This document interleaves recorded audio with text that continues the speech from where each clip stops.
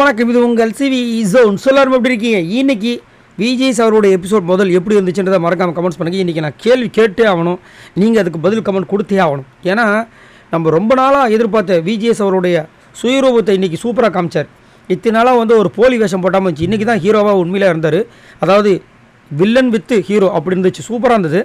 அதே மாதிரி மஞ்சரிக்கு செம பாராட்டுகள் கிடைச்சிது. அதே மாதிரி மஞ்சரி போனது இப்படி இருந்துச்சு அப்படி இருந்துச்சுன்னு சொன்னவங்களுக்குலாம் சரியான ஒரு அடியை கொடுத்தார். மரண அடியாக இருந்துச்சு. அது எல்லாமே டாஸ்க்கு தானே. உங்களை ப்ரோவோக் பண்ணுறதுக்கப்புறம் வேறு என்ன பண்ணுவாங்க?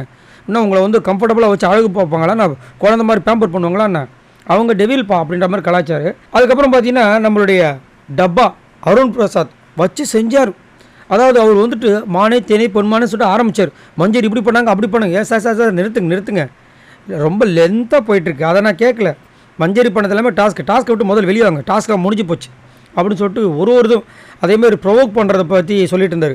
உங்களுக்கு நல்லா வரல கைவந்த கலாலன்னு சொல்லி கலாய்ச்சிது எல்லாம் பயங்கரமாக அடித்தோன்னே ஆள் அப்படியே வாயில் வார்த்தை வருது, ஆனால் ஊமி ஆகிட்டார். வாயில் ஒரு பெரிய ஜிப்பு போட்டாங்க. இப்போ இதுதான் சாக்குன்னு சொல்லிட்டு மஞ்சள் அச்சு நொறுக்கிறாங்க பாருங்க. அந்த கேப்பில் அதான் அட்வர்டைஸ்மெண்ட் விட்டாங்க பாருங்க, அந்த கேப்பில் பக்கத்தில் உட்காந்துட்ருக்காரு. வச்சு செய்கிறாங்க. என்ன சொல்கிறாங்க, எனக்கு செம்ம டென்ஷனாக இருக்குது இப்போ தர்ஷிகா. இந்த சோப்பு தண்ணி எடுத்து ஊற்றுனதெல்லாம் ரொம்ப ஓவராக டூ மச்சாக சொல்கிறாங்கன்னா அந்தம்மா சொம்பு தூக்குறாங்க. ஏய் விடுப்பா, அதான் டிஸ்கஷன் முடிஞ்சிச்சில்ல. டிஸ்கஷன் முடிஞ்சிச்சா? எப்போ முடிஞ்சுது? அதெல்லாம் ஒன்றும் முடியலன்றாங்க மஞ்சரி.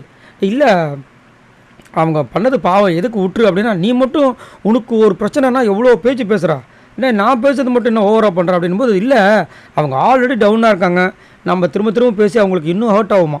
அப்படியாம்மா தர்ஷிகாமா அவ்வளோ நல்லவங்களா நீங்கள்? சரி நான் கேட்குறேன், போன வாரம் இந்த மஞ்சரியை போட்டு பொலன்னு அந்த வீடியோ பொழந்தாங்களே, அப்போ உங்களுடைய அந்த நல்ல எண்ணம் ஆல்ரெடி டவுனாக இருக்காங்க, அவளை எதுக்கு டவுன் பண்ணுறீங்கன்னு கேட்டிங்களே, அந்த வார்த்தை அங்கேயே வரல. ஒரு பொண்ணாக மஞ்சரிக்கு அவ்வளோ விஷயங்கள் வந்துச்சு, அப்போ நீங்கள் கேட்குறதுக்கு இந்த வாய் வரல. இப்போ அருணை கலாச்சோடு உங்களுக்கு வருது. ஏன்னா உங்களுக்கு பிடிச்ச விஷாலோட ஒரு ஃப்ரெண்டு அவர் இல்லையா? நல்லா டப்பா அடிக்கிறீங்கம்மா, டப்பாருக்கு ஏற்ற ஒரு டப்பி அப்படின்ற மாதிரி இருந்துச்சு. அதுக்கப்புறமா சாச்சனா கலாய்க்கிறாங்க. அவங்களுக்கு ஹர்ட் ஆகுமா? அப்போ அவங்க சொன்னதெல்லாம் நினச்சி நம்ம 4 நாள் ஹர்ட் ஆயிருந்தோமே, அதெல்லாம் எங்கே போகிறது அப்படின்றாங்க. மஞ்சாரி திரும்பவும் கலாய்க்கிறாங்க. இல்லை எனக்கு புரியல, பண்ணுறதை சொன்னால் பிரச்சனை இல்லை, ஆனால் பண்ணாதெல்லாம் இஷ்டத்துக்கு சொன்னால் பார்த்தீங்கன்னா அதுதான் காண்டாக இருந்துச்சு.